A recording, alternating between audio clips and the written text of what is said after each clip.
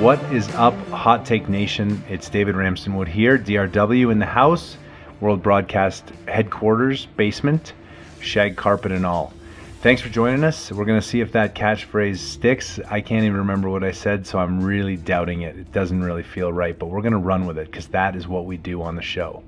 Today, I'm excited about what we have. We have a more human story than we usually do. It was the result of the contest to share your everybody else moment in honor of the launch of the book. And we had some great entries. And the winner that you're going to hear about is going to tell their story of their three boys, Jackson, Brock, and Lincoln, and the health challenges that the oldest, Jackson, and the youngest, Lincoln, had, and the charity they started as a result, and the support of the oil and gas community as everyone's come together. And as Erin says, it takes a village. It always takes a village. But when you're struck with two children with cystic fibrosis and one with Down syndrome, it takes a little bit bigger of a village. And so this is their story. This is one of the big reasons I think that Hot Take of the Day, it's important to me to be able to share the faces of oil and gas, the faces of energy, the faces of our colleagues and our peers, and people who make a livelihood out of what we do and who make the industry a better place. So without further ado, I give you podcast number 3 with Nick and Erin Williams. I hope you enjoy.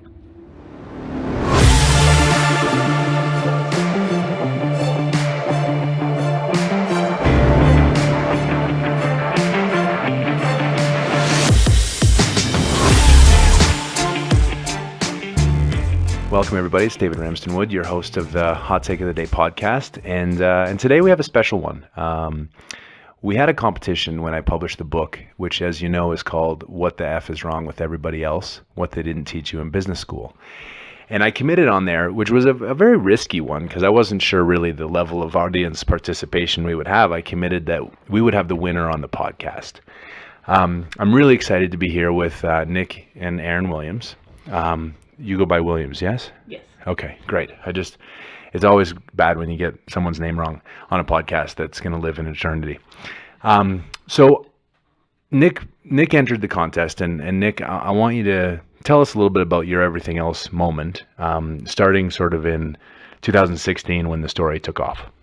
Yeah, so in 2016, Erin and I, Erin was pregnant, and we were... You're not taking credit for the pregnancy? I am taking credit for the pregnancy, so I guess it was both of us. There you go. All right.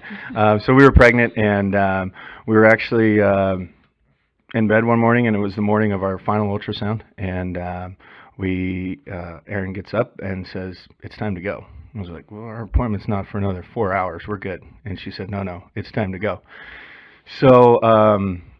at that time, her water had broke, and so 4 weeks early, we are in the hospital with her doctor and 2 NICU nurses, because apparently that's what happens at 4 weeks early. They have some extra eyes on you.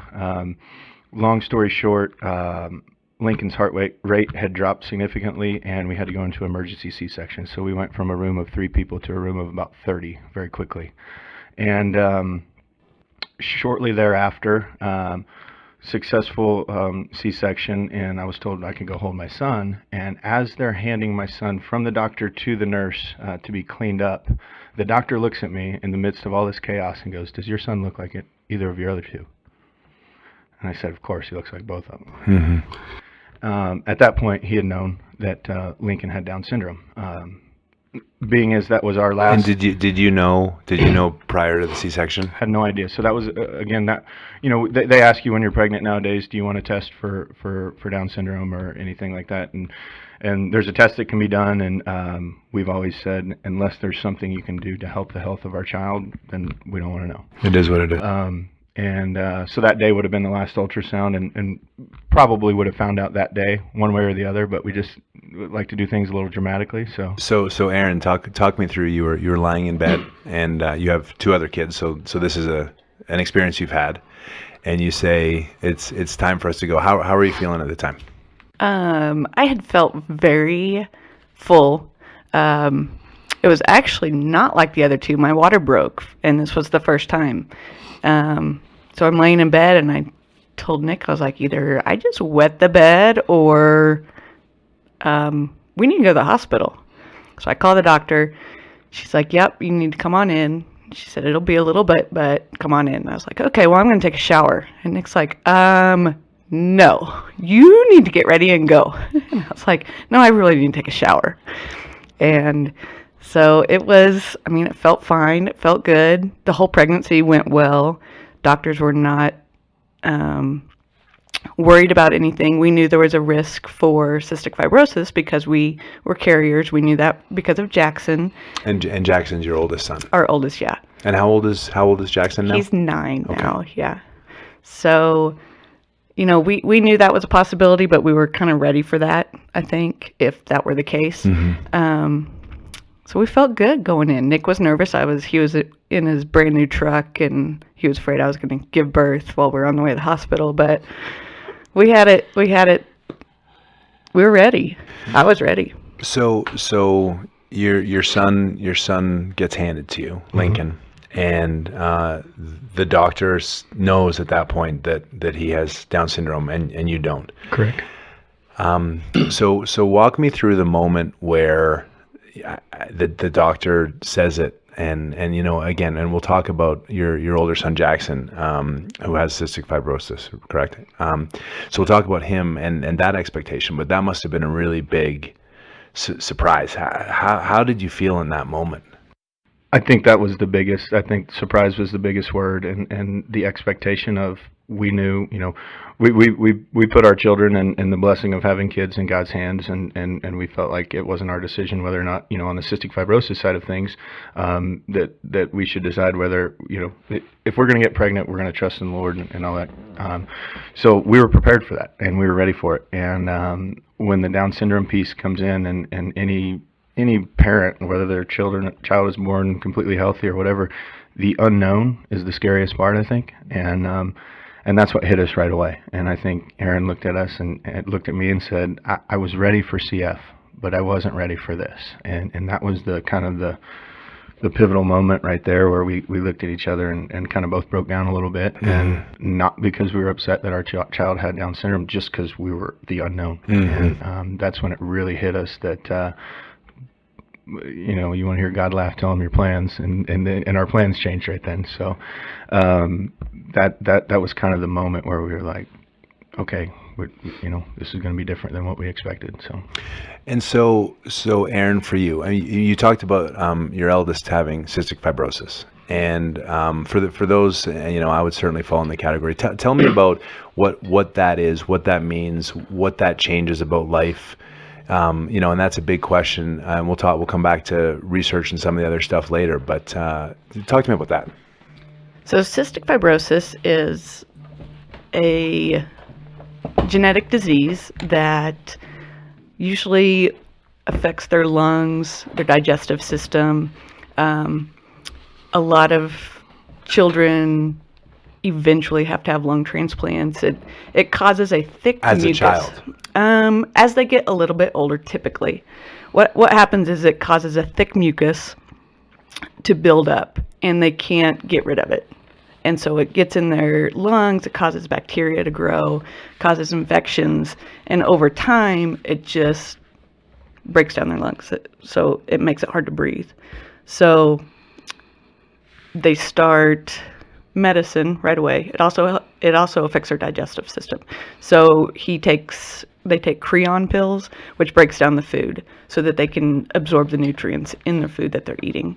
Not that the pancreas doesn't work, but the enzymes can't get to where they need to go. They're natural enzymes like you and I's. So he takes Creon every day, every time he eats. So he takes probably anywhere from 20 to 25 pills a day.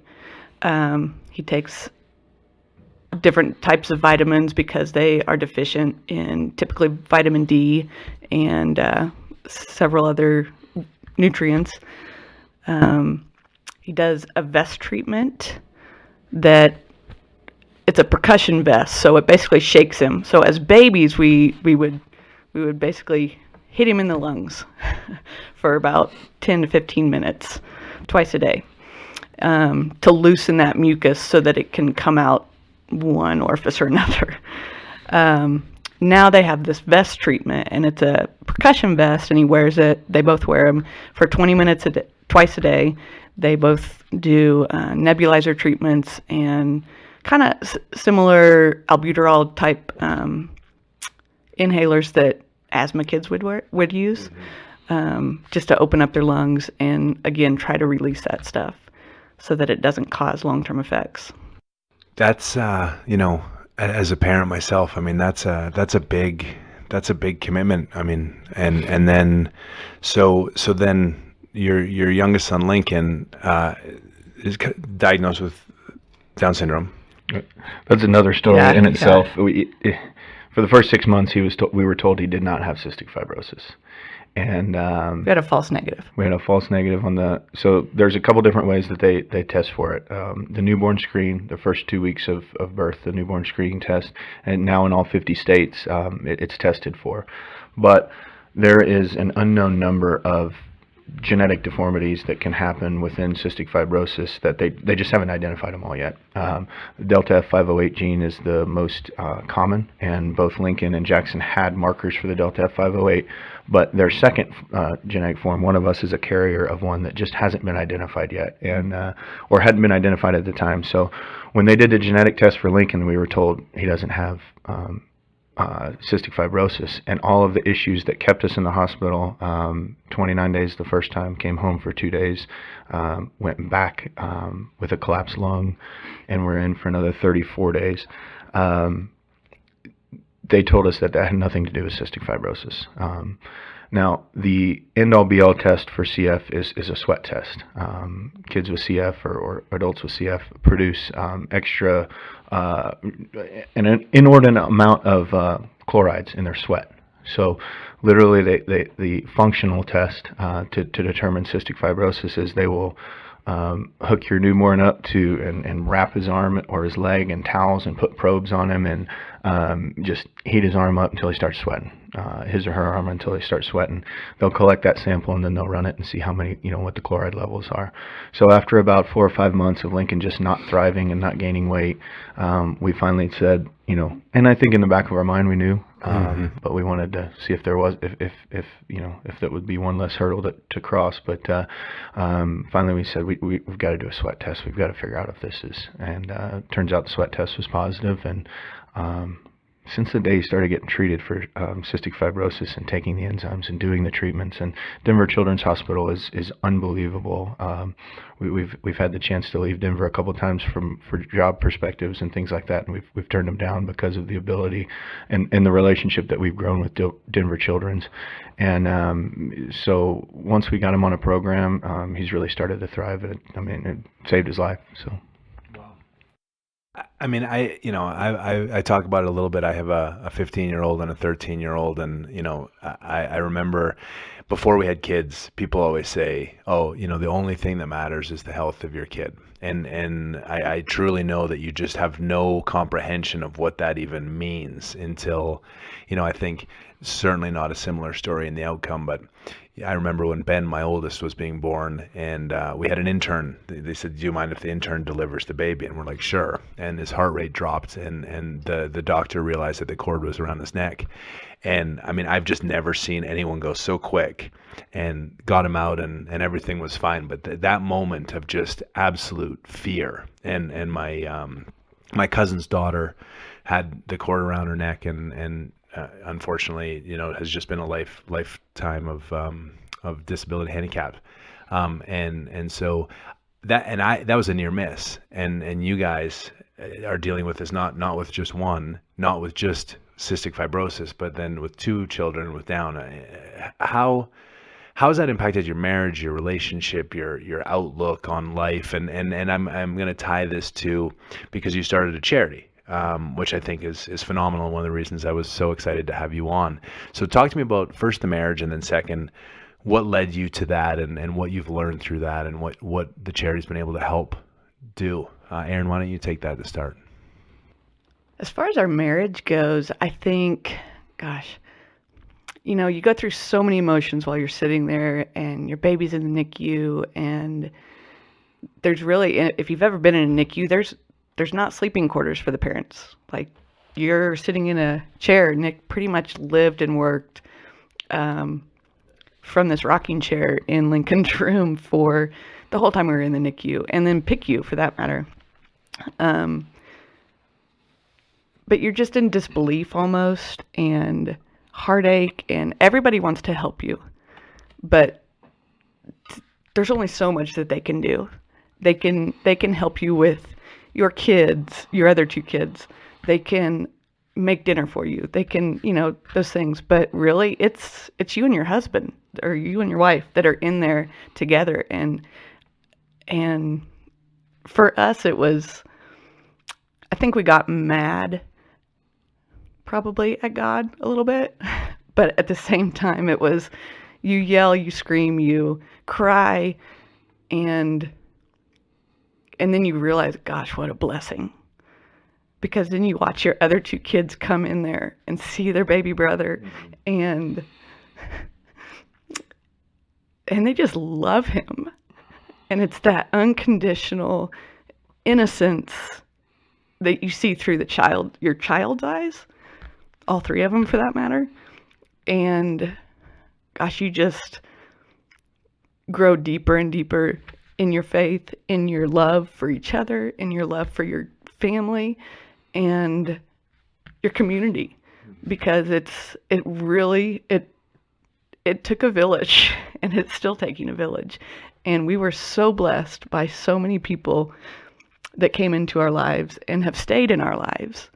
And now we watch Lincoln, especially with his brothers, and we watch the smile that he puts on so many people's faces. I mean, he will walk down the hall in the gym and just, hi, hi, hi, and everybody, instant smile. Mm-hmm. And so putting that into perspective, it changed our lives. It changed what we thought we were going to do for the rest of our lives. And I think we can both say it changed it for the better. Nick? Yeah, for sure. First of all, like the NICU nurses, the one concrete thing that came out of the NICU is that NICU nurses are the most perfectly placed employees on the planet. You have to have a love and a passion for what you do to do that, and so that was an amazing thing to see. And like Erin said, ultimately the blessings that have come out of this have been much more than you have a child that doesn't have any issues, and you think that the sleepless nights are the worst thing in the world until you're 10 years away, and you think it was that didn't, that was just a blip on the radar screen. So the hospital stay has become not a blip. It's definitely a good reminder of where we've come from, and what Lincoln has fought through to get to where he is, and Jackson as well. But ultimately, I think, again, it strengthened our faith, and Erin likes to say it takes a village, and it's a team effort. And what we do on a daily basis is definitely a team effort, but it's kind of like when LeBron took the Cavs to the finals for the first time. There's definitely somebody carrying the load, right? And it just amazing to me. It's made me fall more in love with Erin because of the way that she's taken on this and looked at it and said, "This is my purpose now. Lincoln is my purpose now. Fighting for kids with CF is my purpose now. Fighting for kids with Down syndrome is my purpose now." And to see her, all the plans that we had, and just say, you know what, this is what I've been given, mm-hmm. and this is what I'm going to do. So to see that has just been, it's been pretty inspiring. So the charity is called Down for a Cure, right? So talk to me about when you started it. I know you have a lot of events. Sure. So talk to me first about the charity and what it's been able to accomplish and what you hope it accomplishes long term. Yeah, so Down for a Cure was started basically because of the village that we talked about. A lot of our family members, a lot of our friends want to know, what can we do to help? Where can we give money? Where can, a lot of times, my family's mostly in Indiana, Erin's family's in Missouri, so that distance kind of keeps them feeling a little bit separated. But ultimately, being involved in this, my younger brother lives in Denver here, and Jeff Williams, and he and his wife have always been there for us. They've been just unbelievable, and I can't say enough good things about them. And but Jeff and I had always talked about starting a golf tournament to raise money for cystic fibrosis. Mm-hmm. Well, when the Down syndrome piece kind of got added to the plate, we said, well, how do we do this? So we started looking into a nonprofit organization, and when it was just CF, it didn't make sense. We just funneled all our money to Cystic Fibrosis Foundation. But when the Down syndrome piece came into it, we said, all right, this is what we need to do. And we just said, let's do it. And we didn't know what we were doing or what we were getting into. And Jeff came up and we sat down at the kitchen table and we wrote a mission statement. And essentially the mission statement says, Down for a Cure is here to, help individuals and or families who have been affected by cystic fibrosis and or Down syndrome through education, through financial means, and through events that can spread the outreach and spread the word about these two lifelong illnesses. How common is it to have Down syndrome and cystic fibrosis? I mean, that has to be pretty rare, yeah? We have literally found two other people in the world, and, Wow. and when we say One's we in California and one is in Australia. yeah, and when we say the world, we through the Cystic Fibrosis Foundation, through the Down Syndrome Association, Rocky Mountain Down Syndrome Association, and the C Center at the Children's Hospital. The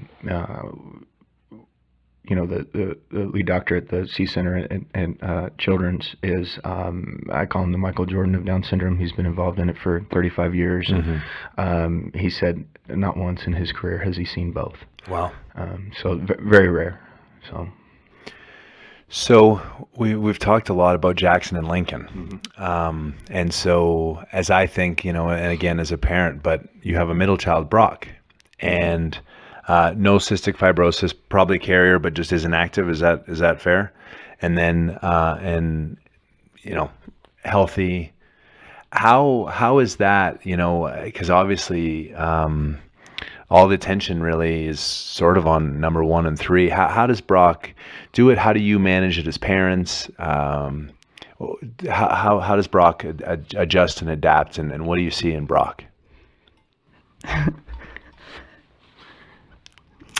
Brock is a lot like his daddy, and he's got a huge heart.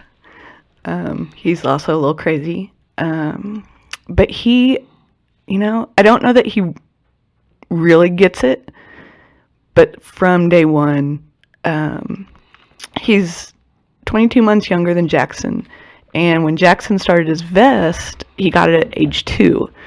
So he'd do his vest, and then he had stepped up to the next size. So then Brock would wear Jackson's old vest with nothing hooked up to it, so he wasn't shaking, but he would put it on and they would lay on the couch and watch their cartoon together. Right. And he will still, even with Lincoln now, Lincoln watches The Wiggles and Elmo, and Brock will go over and he will sit with Lincoln while he does his vest and just put his arm around him, and he just wants to love on him. And he's just a very good supporter. I mean, the poor kid he's had to sit through doctor's appointments, and they go to cystic fibrosis appointments every 3 months, and they are 3 to 4 hours long. And he sits there, and he's patient, and he's just a good big brother. He has no idea what weight he has on his shoulders when he grows up. Right. But I think God knew that he would be the one. I think the most telling, the day after the night of our first golf tournament, we had some folks over and we're just blown away by the success of the tournament. And it hit me kind of like when you just asked the question about Brock. Oh gosh, everything was Lincoln and Jackson today. Mm-hmm. And so we had just put Brock to bed, and I ran up there and I kind of grabbed him and I said, hey man, even though your name's not on this, you're just as big of a part of this. Mm-hmm. And told him exactly what Erin said. You have no idea the weight that you have on your shoulders, but you're a warrior and you're made for this, and you're going to be unbelievable at it. Mm-hmm. And he looked at me and he said, "That's really nice, Daddy. I love you," and gave me a hug. And so we had a house full of people, and I'm outside on the porch boohooing. And but that's just the attitude he has, you know.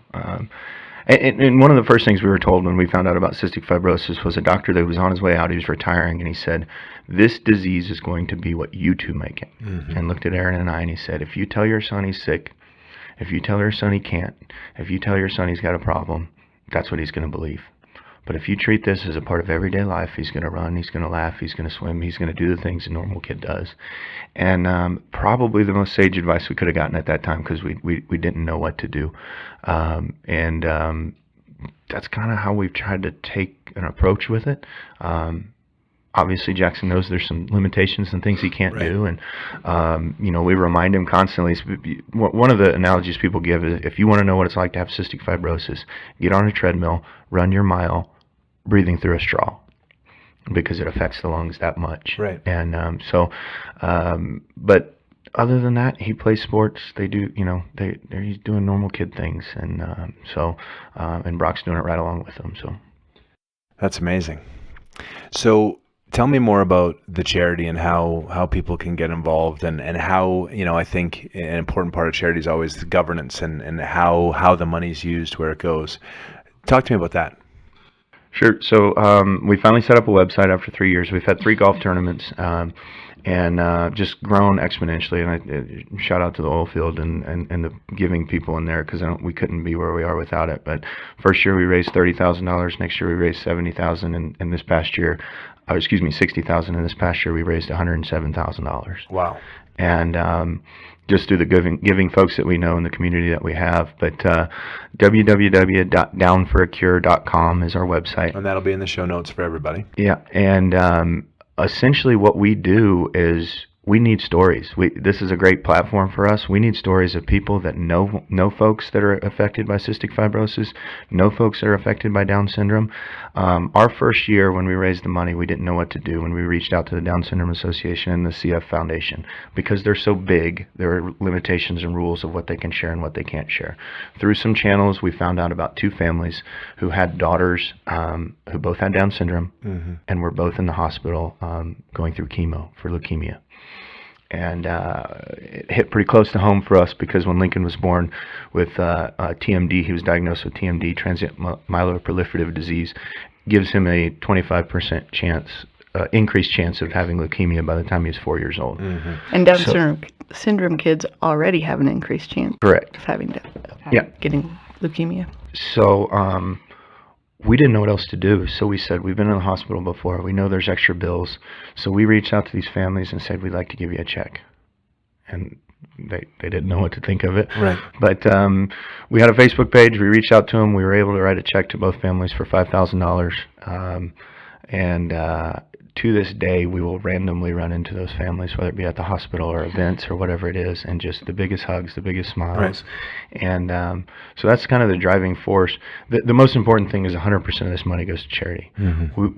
It is myself, Erin, and my brother Jeff, and we are the board, we are the presidents, we are the founders, we're everything at the moment until we get big enough to where we need to start hiring some people, and that's part of our goal. But we work very closely with the Cystic Fibrosis Foundation and of the Rocky Mountains, and we work very closely with the Rocky Mountain Down Syndrome Association. So a lot of times on Giving Tuesday, we were able to give $10,000 to both charities. So for different things, because both of those charities had major match donations. So we were able to double our money. So we keep an eye on things like that where our money can go a little bit further.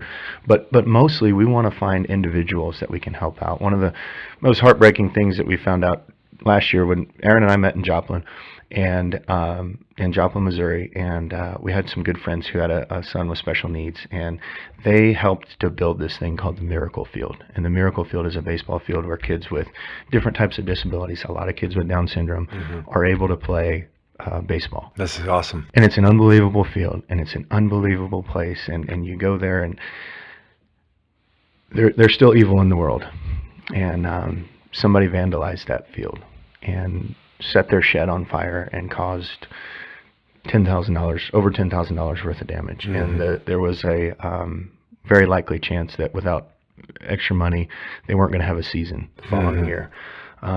When we found out about it, we were able to cut a check for, I think, $7,500 to cover whatever the rest of what they needed was. Right.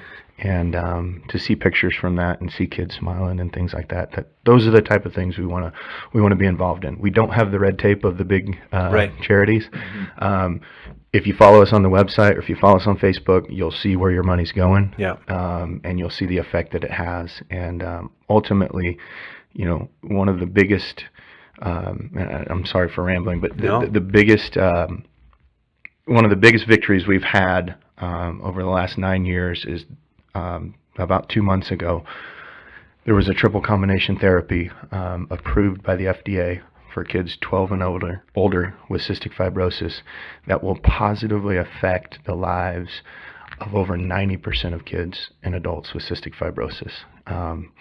You talk to people that were on the trial, and they say almost immediately overnight when they start this drug that they see positive effect. They start to get rid of some of this mucus that that's been building up and things like that. And our two boys will be positively affected by that.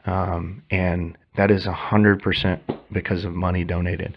Over 90% of the money you donate to the Cystic Fibrosis Foundation goes directly to research, which is why we're so closely tied to them. They're as highly rated a nonprofit organization as can be. And I think it's like 91 cents on the dollar goes directly to research.